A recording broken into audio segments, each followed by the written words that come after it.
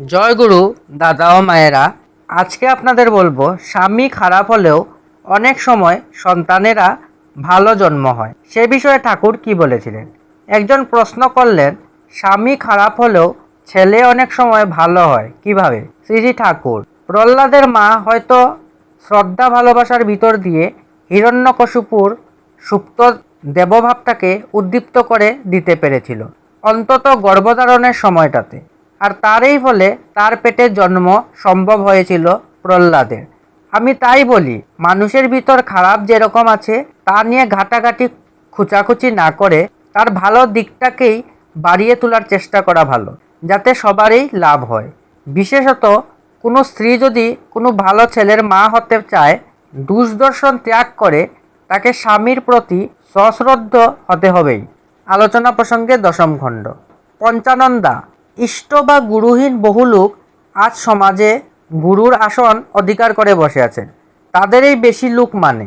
শ্রী ঠাকুর ললিত মধুর কণ্ঠে অপূর্ব ভঙ্গিতে বললেন, যার যাকে লাগে ভালো তারে ভজুক তাকে গো, আমার কিন্তু লাগে ভালো শচীর দুলাল গুড়া গো। ইষ্ট না থাকলে মানুষের কি অবস্থা হয় সেই সম্বন্ধে শ্রী ঠাকুর আবেগ ভরে বলতে লাগলেন। আইডিয়াল ইষ্ট না থাকলে অহংয়ে প্রবৃত্তিতে করে অনুসারী হয়ে থাকে। অহং প্রবৃত্তিযুক্ত হলে মানুষ খামখেয়ালি হয়। সে যে কখনো কোনো দিকে যাবে, কাকে কি করবে, আর নিজেকেও বা কোন অবস্থার মধ্যে নিয়ে ফেলবে তার ঠিক নেই। কিন্তু মানুষ আইডিয়ালে ইষ্টে যুক্ত হলে প্রজ্ঞাবান, মধুর, গভীর ও শক্তিমান হয়।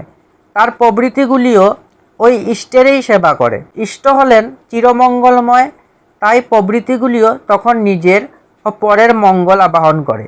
ওগুলি তখন হয় ধর্মের বাহন, রিপু অর্থাৎ শত্রু হয়ে থাকে না আর তাকে দমন করার জন্য কসরত করতে হয় না। ফলকথা, প্রবৃত্তিগুলি খারাপ কিছু নয়, ওগুলি সুরত, অভিব্যক্তি। ওগুলি খারাপ হয় তখন যখন ইষ্টের সেবায় লাগে না, তখন ওরা আর আমার থাকে না, ওদের আমি হয়ে যায়, অর্থাৎ শয়তানই হয় তখন আমার ও আমার প্রবৃত্তির চালক।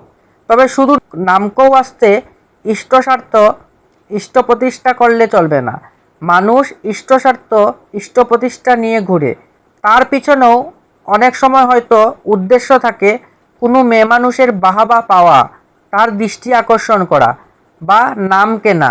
তাতে বেশি কিছু ফল হয় তা হয় না। এই বুদ্ধি থাকা চাই যে আমার সব কিছু দিয়ে তাকেই উপচয়ী করে তুলব, তার জন্যই তাকে চাইব। একটু যার মন আছে, ইচ্ছা আছে, সেই পারে।